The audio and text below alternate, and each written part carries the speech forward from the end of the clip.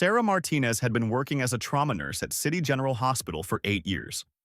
She had seen everything from car accidents to heart attacks, but nothing could have prepared her for the chaos that would unfold on that cold February night in 2019.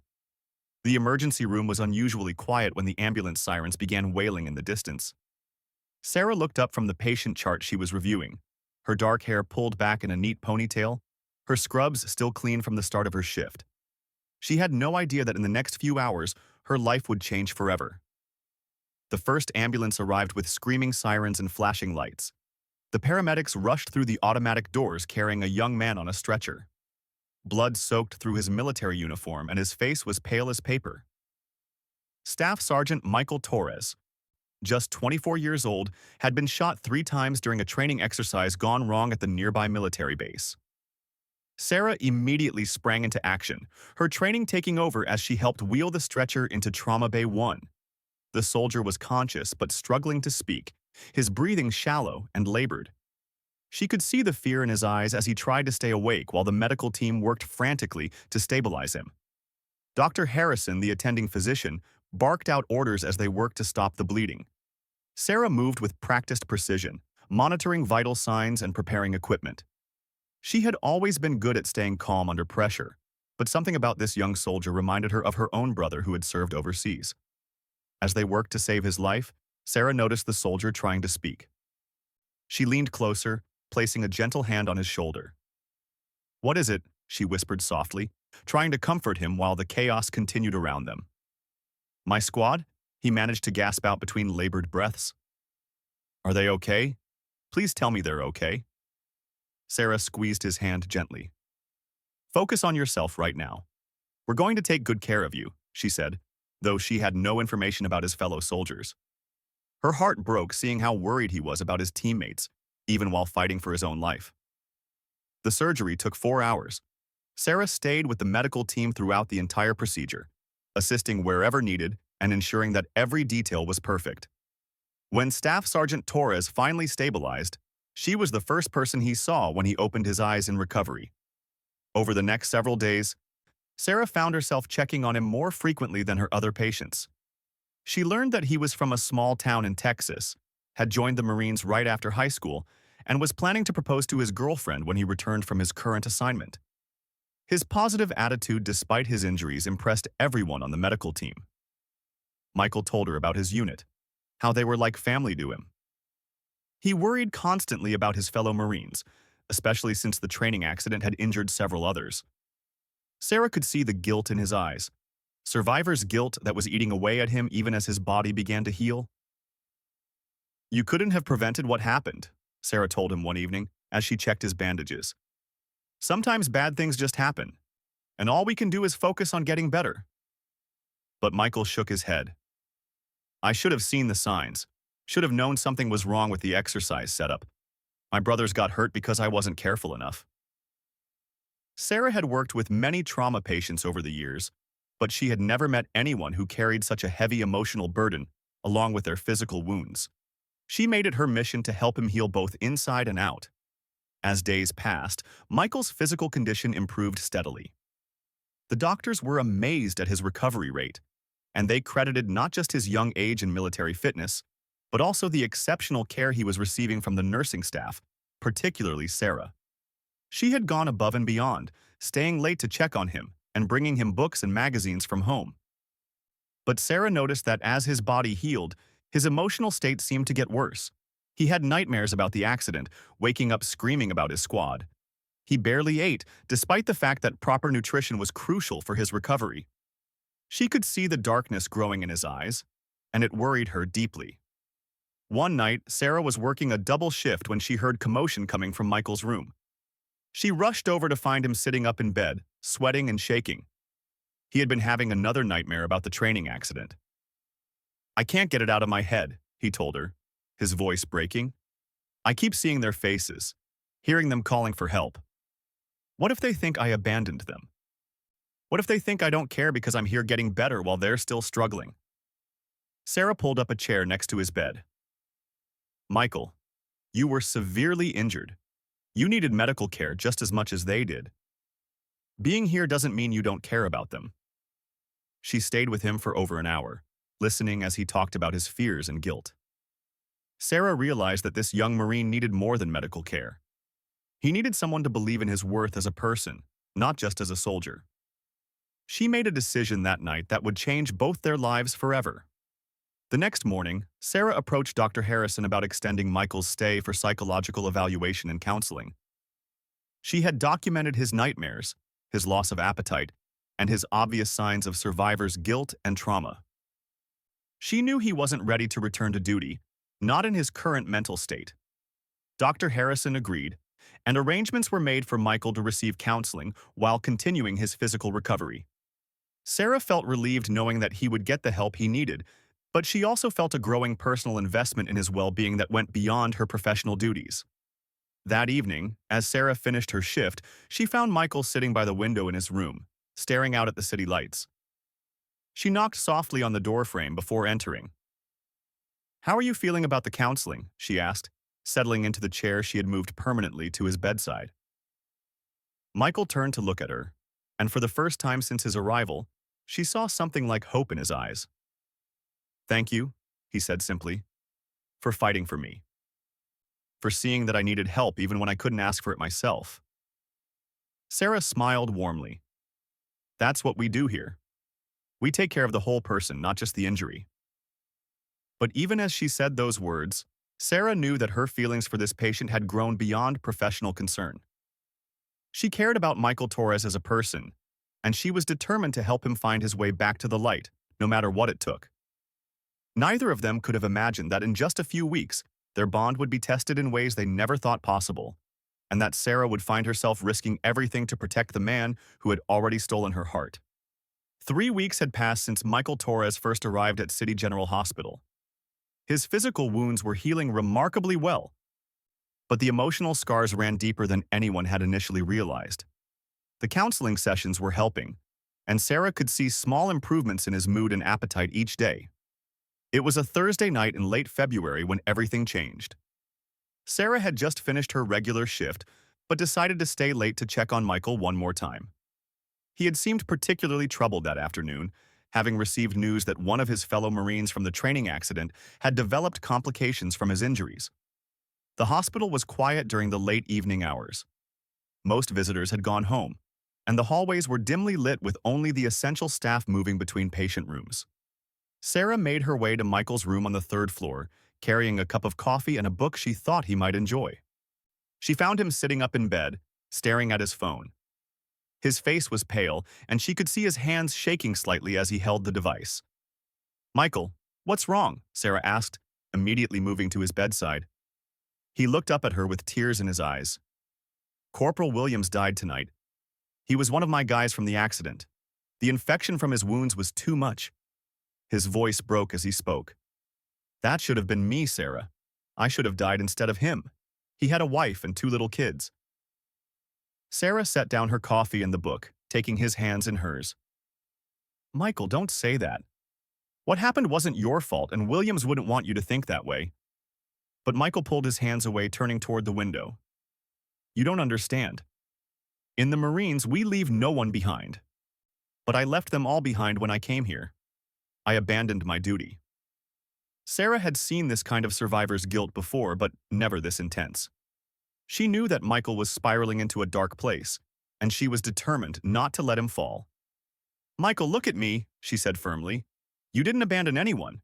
You were injured and needed medical care. There's no shame in that." As they talked, neither of them noticed the figure lurking in the hallway outside Michael's room.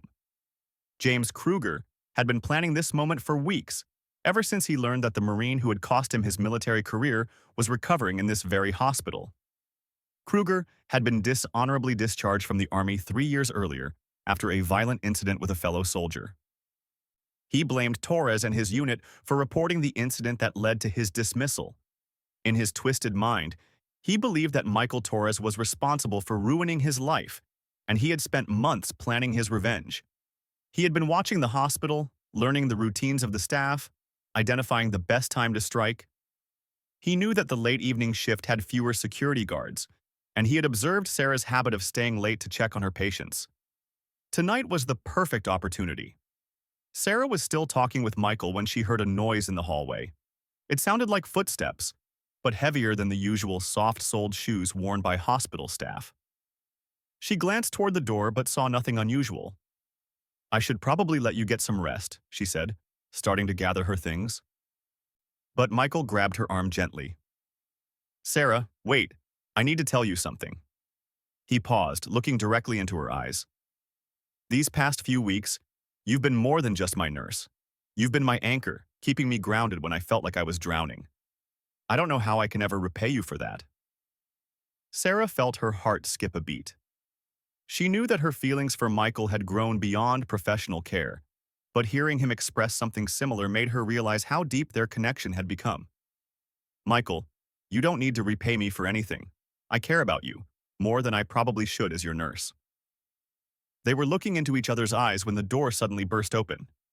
James Kruger stood in the doorway, dressed in dark clothes with a large knife glinting in his hand.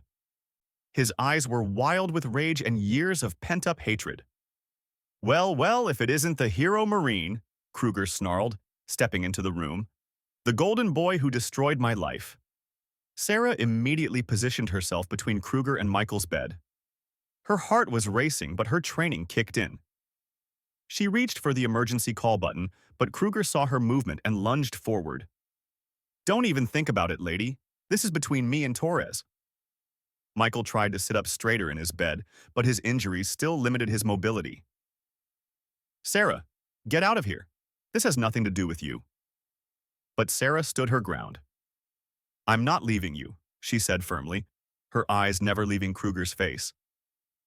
Kruger laughed bitterly. "How touching. The nurse thinks she can protect the big bad Marine. Let me tell you something, sweetheart. This piece of garbage cost me everything. My career, my future, my family, and now he's going to pay.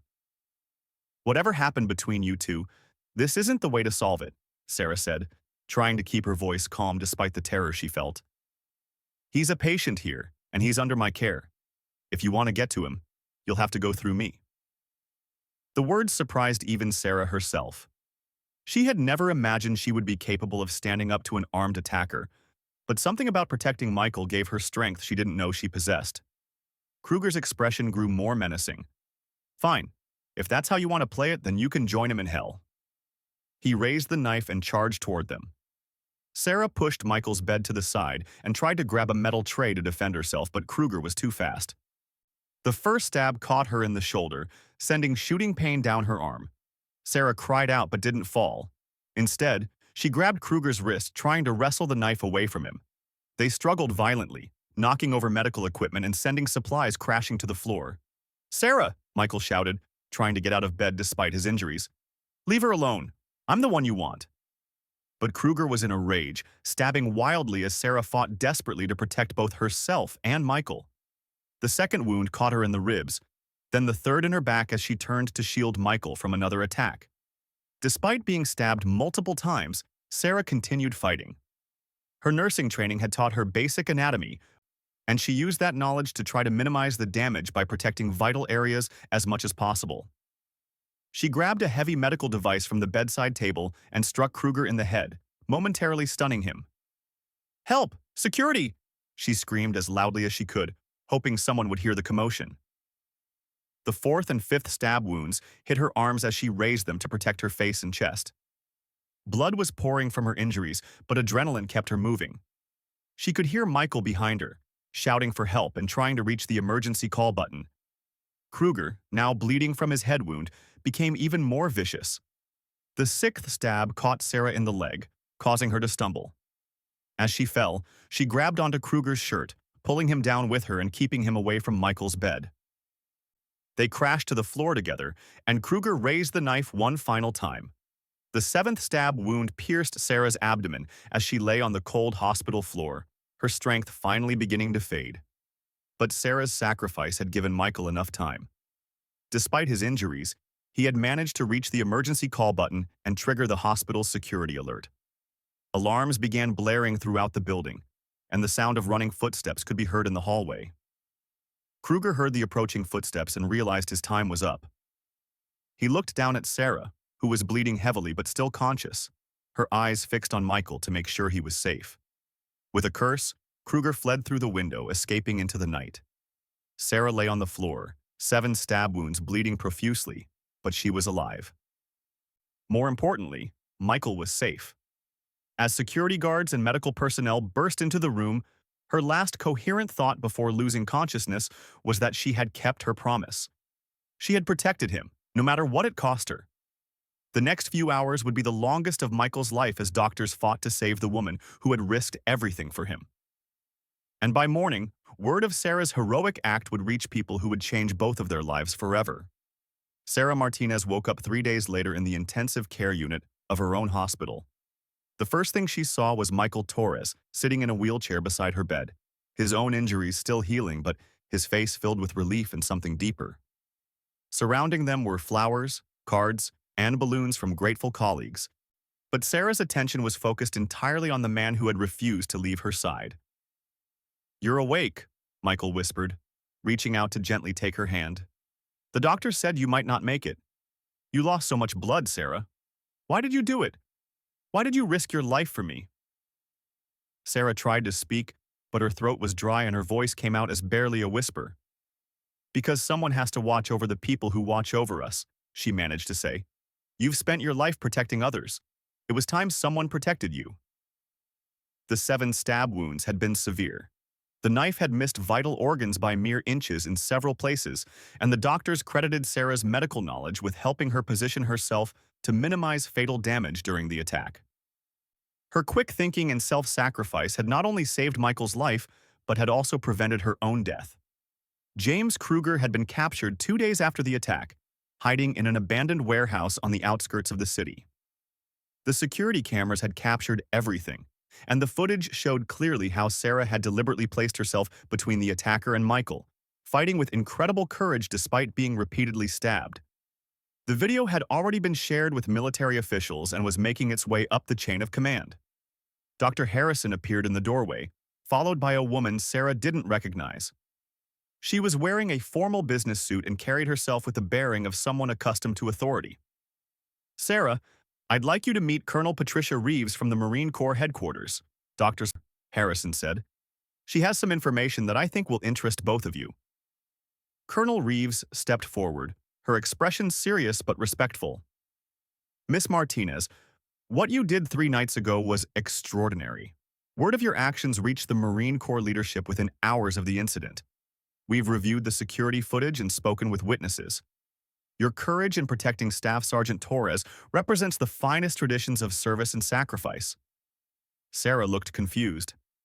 "I don't understand. I'm not military. I'm just a nurse who was doing her job." "No," Colonel Reeves said firmly. "What you did went far beyond your job.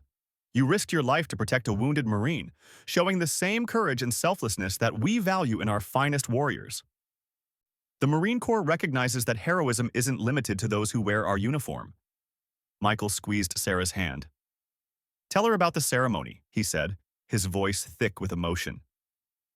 Colonel Reeves smiled for the first time since entering the room. "Miss Martinez, the Commandant of the Marine Corps has authorized a special recognition ceremony to honor your actions. You'll be receiving the Marine Corps Civilian Distinguished Service Award, one of the highest honors we can bestow on a civilian." Sarah was speechless. She had never imagined that her instinctive actions to protect Michael would lead to military recognition. "I don't deserve an award for doing what anyone would do," she protested weakly. "That's where you're wrong," said a deep voice from the doorway.